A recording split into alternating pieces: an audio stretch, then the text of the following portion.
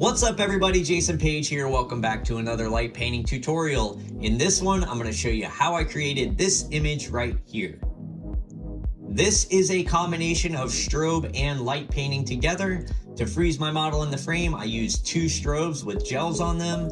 And then for the light painting part, the only tool that I used is the Mini Holographic from Light Painting Brushes. This is a newer tool from Light Painting Brushes, just like the long holographic, only smaller at 12 inches long. And I do really like using this one for my light painting portraits. I also used a bare flashlight from back behind the model to backlight her. A couple other things I used on this image are an aerosol spray to create a smoke or fog effect in this scene for the model, and that will really catch that backlight that I'm gonna do.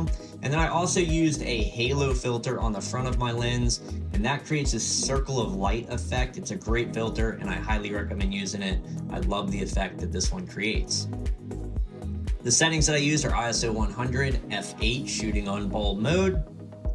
The first thing that I'm gonna do here is really fill the studio space with the aerosol spray because I want to catch as much light coming off from behind the model when I backlight her as possible.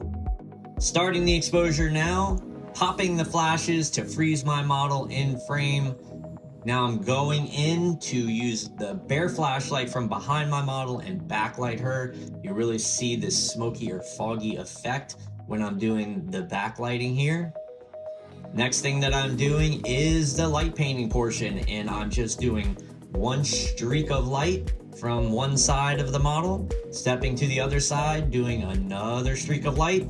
The most difficult part about this image was trying to line those streaks of light up with that spatial temporal awareness. And one more thing that I'm doing here is taking that holographic and doing a quick pass of light on either side of the lens to utilize some of that foreground space and give a little more depth to this image. Stopping the exposure now, and this is what we get. If you guys have any questions or comments, let me know and I will answer anything that I can. And until the next video, get out there and get creative.